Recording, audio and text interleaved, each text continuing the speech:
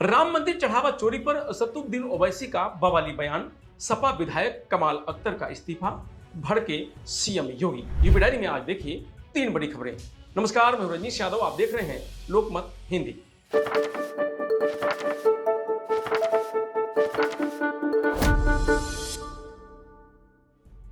राम मंदिर चढ़ावा चोरी पर एआईएम चीफ असदुद्दीन ओवैसी का बवाली बयान। दरअसल असदुद्दीन ओवैसी बिजनौर पहुंचे और वहां राम मंदिर चंदा चोरी मामले पर खूब दहाड़े। ओवैसी ने कहा कि ट्रस्ट ने गलती की है, ट्रस्ट में मुसलमानों को रख देते और फिर उसे गोली मार देते, सारा मामला निपट जाता। लेकिन अब चंपक हो रहा है, मैं क्या कह सकता हूं। उन्होंने कहा कि उनकी पार्टी कई सालों से यूपी में संगठन को मजबूत करने का काम कर रही है।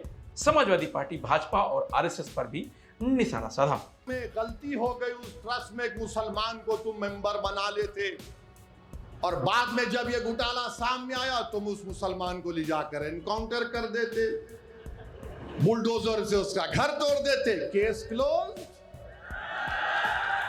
चंपक तो मजे में है, चंपक अभी पूरे चंपक मजे में है।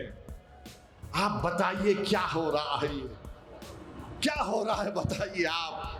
किसका घर नहीं तोड़ा जा रहा है, जिनको गिरफ्तार किया गया उनको पुलिस कस्टडी भी नहीं ली जाती। अब शायद आज के बाद, मेरे बोलने के बाद शायद कल पुलिस कस्टडी ले लेंगे। बताओ आज क्या हो रहा है उत्तर प्रदेश में। ओवैसी इससे पहले बहरेच में भी एक कार्यक्रम में शामिल हुए थे। हालांकि इन्होंने पिछले विधानसभा चुनाव में उतनी सफलता नहीं मिली थी, लेकिन बीते बिहार विधानसभा चुनाव में ओवैसी की पार्टी ने चौंकाया था। ओवैसी ने कहा कि अयोध्या राम मंदिर में चढ़ावा चोरी की जानकारी ट्रस्ट महासचिव चंपत राय को पहले से ही थी, लेकिन उन्होंने आरोपियों पर समय रहते कार्रवाई नहीं की, बल्कि लोगों से झूठ बोलते रहे। तो वहीं मुरादाबाद की ठाठ विधानसभा सीट से विधायक कमाल अख्तर ने मंगलवार को विधानमंडल के मुख्य सचेतक पद से इस्तीफा दे दिया है। दोपहर 2:30 बजे कमाल अख्तर लखनऊ पहुंचे, पार्टी मुख्यालय में अध्यक्ष अखिलेश यादव से मुलाकात की, उन्हें इस्तीफा दिया। कमाल अख्तर ने कहा कि मैंने राष्ट्रीय अध्यक्ष अखिलेश यादव के आदेश पर मुख्य सचेतक पद से इस्तीफा दे दिया है। वो हमारे नेता हैं, उनका आदेश मानना हमारा कर्तव्य है। पार्टी में समय समय पर नेताओं की जिम्मेदारियां बदलती रहती हैं और ये इसी रूटीन बदलाव का हिस्सा है। मैं करीब 1.5 साल से इस पद पर था। पार्टी में अब किसी नए नेता को यह जिम्मेदारी मिलेगी। मुझे चुनाव लड़ना है, इसलिए मेरा फोकस अब अपनी सीट पर है।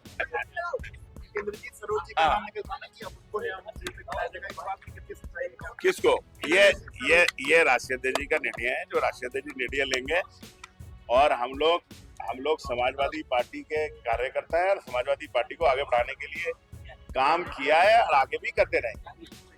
नहीं, वो अलग मैटर है, ये अलग मैटर है। सर, कमाल ये कहा जा रहा है कि आपको भी होगा, पार्टी में बड़ी जिम्मेदारी भी दी जाने वाली। देखिए, मैंने क्या कहा, मैं बहुत छोटा सा कार्यकर्ता हूँ। मैंने समाजवादी पार्टी में राष्ट्रीय अध्यक्ष युवजन सभा के तौर पे भी काम किया, 12 साल 14 साल काम किया। मैंने राज्यसभा में भी काम किया, मैंने संगठन में अलग अलग पदों पे भी काम किया। पार्टी ने जहाँ भी जिम्मेदारी दी मैंने उसका निर्वहन किया।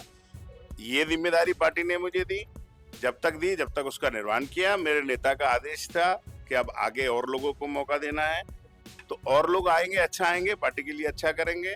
तो ये हमारी भी जिम्मेदारी बनती है कि हम लोगों के लिए आगे मौका दें। जो मीरा के साथ बताइए कि वो खत्म हो गई। अरे नहीं, देखिए जहां तक कोई किसी तरह से उसको जोड़े, घर परिवार में ये चीजें चलती रहती है, इस तरह का कोई मामला नहीं है। ये एक रूटीन चीज है, रूटीन प्रक्रिया है। विधानमंडल के अंदर परिवर्तन होते रहते हैं, ये उसी तरह की प्रक्रिया है। पीडीए में आते हैं आप? अरे इसमें पीडीए में हम तो हर जगह हैं। मैंने बताया ना, हम समाजवादी पार्टी का एक कार्यकर्ता हूँ। अपने नेता के लिए जो भी आदेश होता है उसका मैं पालन करता हूँ। अब ये सवाल बार आ रहा है। नहीं, आप देखिए, ऐसा है, मेरी किसी से कोई नाराजगी नहीं है। अगर कोई कह रहा है कि उस नाराजगी के तहत है। तो जिसका नाम आप ले रहे हैं उनसे जाके आप पूछिए, अगर वो कुछ कहती हैं तब मेरे से बात करिए ना। मगर वो राष्ट्रीय अध्यक्ष के बाद बैठक हो गई, बातचीत हो गई, उसके बाद देखिए, पार्टी के अंदर 2027 के चुनाव के लिए 2027 के अंदर बहुत सारी मीटिंग्स होती हैं, बहुत सारी बात होती है।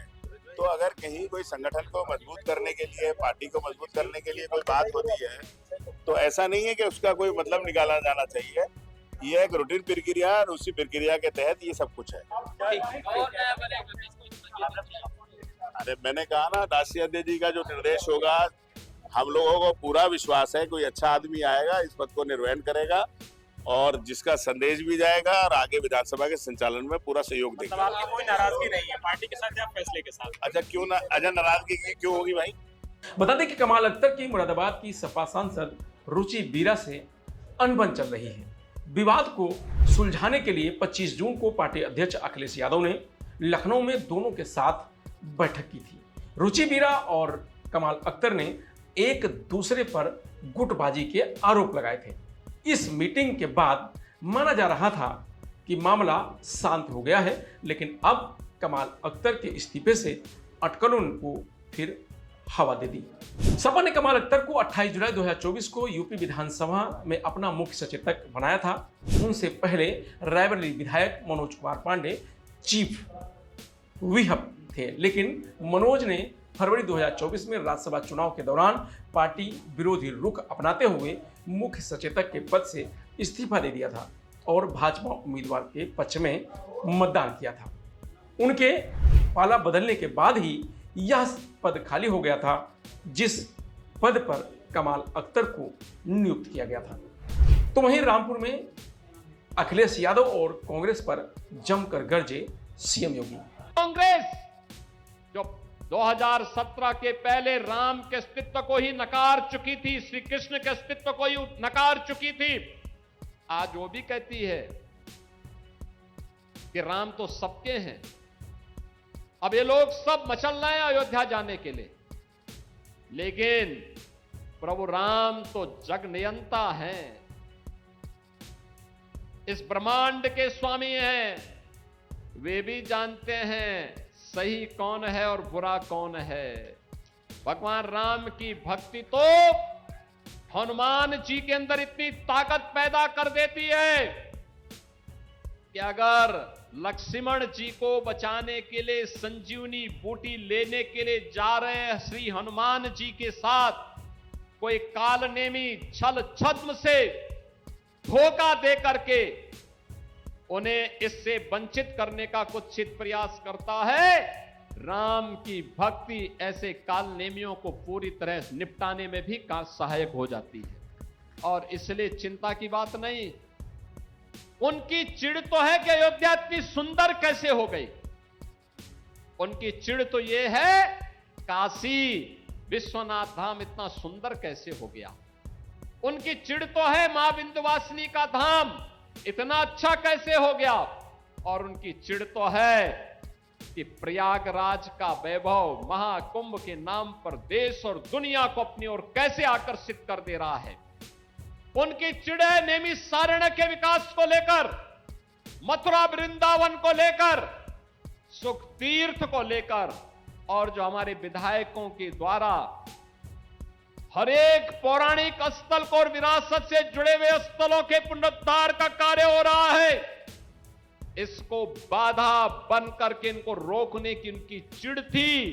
जब कुछ नहीं कर पा रहे हैं तो अब अपने अनुसार फिर वे वही झूठ का सहारा लेकर के कुछ ना कुछ तो बोलेंगे, कुछ ना कुछ तो करेंगे।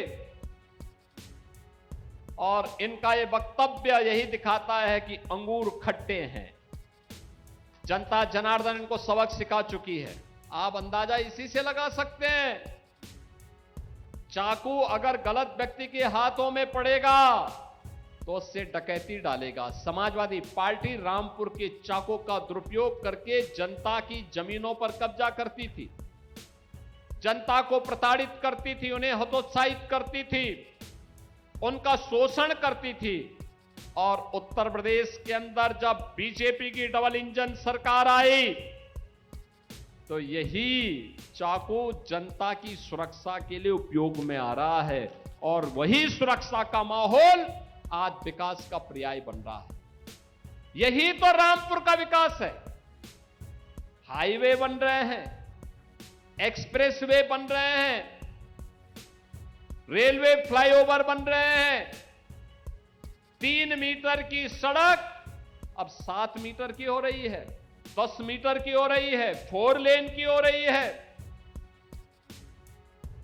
जहां पे जो प्रस्ताव आया उस प्रस्ताव को हमने अपनी सहमति देकर के आगे बढ़ाने का काम किया है, क्योंकि प्रण एक ही है कि कोई भी वंचित न रहने पाए। विकास की प्रक्रिया में सभी लोगों को एक समान रूप से हम आगे बढ़ाएंगे। अब पिक एंड चूज नहीं होता है, पिक एंड चूज नहीं होता है कि बिजली सेफई में आएगी लेकिन पीलीभीत में नहीं आएगी। क्यों आएगी? तो 75 जनपदों में आएगी, एक साथ आएगी, सभी 350 तहसीलों में आएगी, सभी 825 विकास खंडों में आएगी। यहां पे जब श्रीमती राजबाला जी कह रही थी कि फायर स्टेशन स्थापित हुआ है, बहनों और भाइयों, हर तहसील पर सरकार का संकल्प एक फायर स्टेशन की स्थापना करेंगे। जिनके प्रस्ताव आ गए हैं उनको हमने सहमति दी थी, स्वीकृति दी थी, धनराशि मुक्त कर दी। जहां पे इंटर कॉलेज की आवश्यकता थी इंटर कॉलेज, जहां डिग्री कॉलेज की आवश्यकता थी डिग्री कॉलेज, जहां पॉलिटेक्निक की आवश्यकता थी पॉलिटेक्निक, जहां पे आईटीआई की आवश्यकता थी आईटीआई, पुराने पढ़ चुके विद्यालयों को, इंटर कॉलेजेस को प्रोजेक्ट अलंकार के माध्यम से, बेसिक शिक्षा परिषद के विद्यालयों को ऑपरेशन कायाकल्प के माध्यम से एक नई ऊंचाई प्रदान करके भव्य स्वरूप प्रदान किया जा रहा है। अब विकास रुकने वाला नहीं है, विकास थमने वाला नहीं है। नौजवान के जीवन के साथ कोई खिलवाड़ नहीं कर सकता। अब कोई किसी बहन के खिलाफ अपमानजनक टिप्पणी नहीं कर सकता, नहीं कर सकता है। बेटी की सुरक्षा में कोई सेंध नहीं लगा सकता है। अब लगाएगा तो उसको मालूम है कि इसके बाद आगे क्या होने जा रहा है। डेयरी में आज इतना ही। कल फिर मिलेंगे नई खबरों के साथ। तब तक आप बने रहिए लोकमत हिंदी के साथ।